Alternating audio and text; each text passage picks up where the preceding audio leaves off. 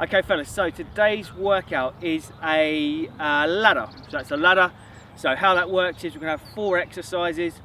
We're going to start with 10 reps on each exercise, and it's a descending ladder. So you do 10 reps on each exercise, then do 9 reps on each exercise, 8 reps on each exercise, etc, etc, working yourself down that ladder until you've done 1 rep on each exercise.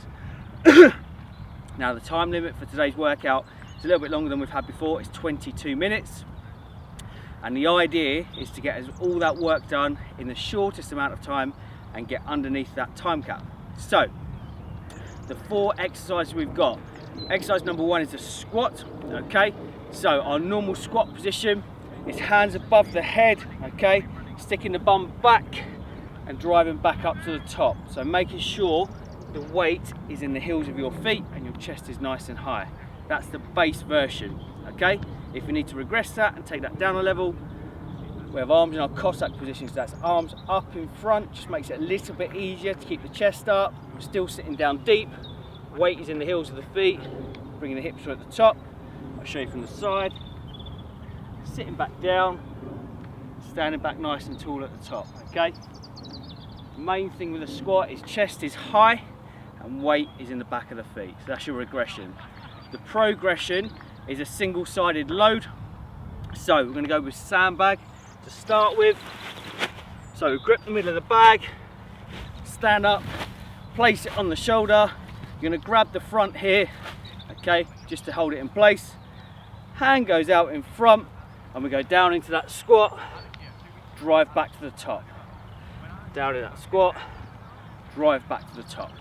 Okay, so what you're going to do is on the round of 10 you would do 10 on this side, then when you come to do 9 squats you do 9 on the other side, and just alternate back and forth throughout the workout and it will even itself out. Okay, there's no need to swap shoulders mid set, just alternate sets so that you do 1 on one shoulder, 1 on the other, back and forth as you work through the workout. Okay, if you've not got a sandbag, you can do exactly the same with a kettlebell. Bring it up into this front racked position here. It sits in this V position in the arm, nice and close to the chest. Hand is under the chin. Same thing, arm out in front.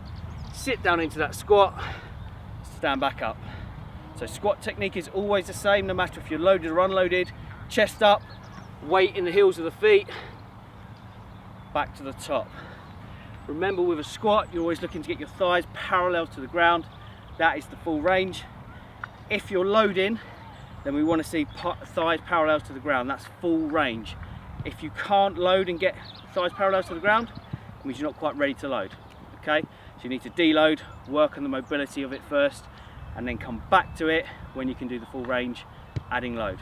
Okay, so we work on movement first, adding load second. So that's exercise number 1 is a squat, and then you're going to load it up single-sided. Exercise number 2 is push-ups. So push-ups, as always, hands shoulder width apart.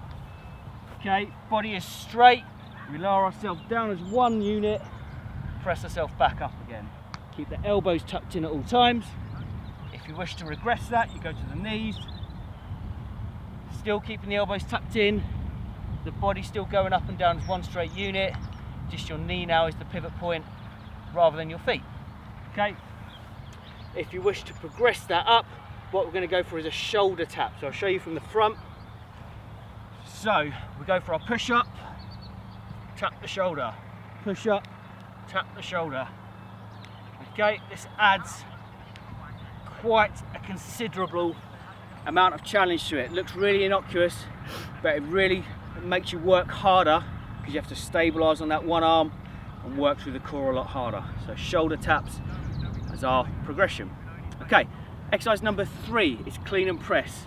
Now, we're going to be using sandbag for this, so you're going to need to use your sandbag. There is an option with kettlebell, but it's an exercise video in itself to teach the technique of it.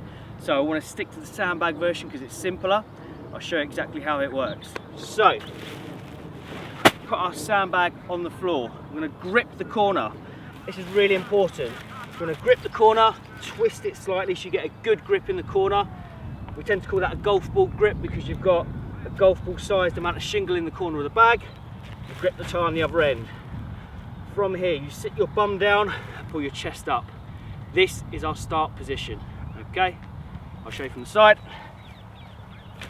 Bum down, chest up, bag between the feet. That's our start position, okay? From there, we're going to stand up quickly, leading with our chest, flick the bag up onto our arms. So we stand up quick, flick, and catch. I'll show that one more time. From here, stand up quick, flick, bend the knees to catch it. That's our clean. We're then going to go into our press, bend the knees, press overhead, get the head through the hole. Bring it back to the chest, back to the floor under control. So all together, it looks like this. Up, catch, press, back in to the floor. Up, catch, press, back into the floor, okay? The main points with this are start position, make sure your chest is up, okay, your bum's sticking out so we've got a nice curve in the lower back as we start. As you drive up, you're leading with the chest, flick it in and catch it with a bent knee, and as soon as you stand up, I'm going to finish the movement by pressing overhead.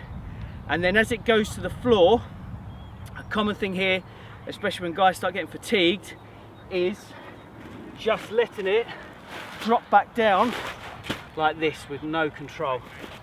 Okay, once you get fatigued, we need to look after our back. So from here, if we've done our press, to return to the floor, bend the knees, keep it close to the body, take it down under control. Okay, so that is our clean and press, kept with the bag. The complete movement is up to the shoulders, press, back down to the floor. That's one rep. Okay, that gets quite fatiguing.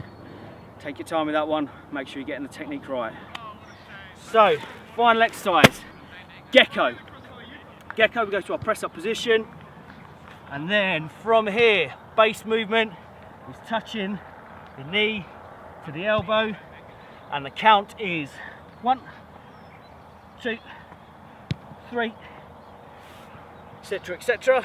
If you wish to regress that a little bit, what you're going to do is pop your foot down on the floor each time so it doesn't hover up in the air. I'll show you from the side. So still the same position. As you come up though, you just touch it down and back, touch it down and back. The count is the same. Each time the knee comes up, counts as one rep. If you wish to progress that up again, we add a press up in, okay? You don't need to go all the way to the ground, but it is a bend of the elbows as the knee comes round. I'll show you that one. So from here, this is our progression. As we come in, as the knee comes in, we bend the elbows, look at that knee, press back up, bend the elbows and look at the knee, press back up. That's our progression. Okay fellas, so our workout for today is a 10 down to 1 ladder, 10 reps on each exercise, 9 reps on each exercise, etc, etc, all the way down to 1. Our exercises are push up, squat, clean and press, nearly forgot, and Gecko. Your time limit is 22 minutes, so your target is to get all of that work done in 22 minutes. Okay, as usual fellas, just keep a track of exactly where you are on the workout, keep a track on the timer, and post in the comments below exactly how you get on. Smash it up fellas, give it a good go.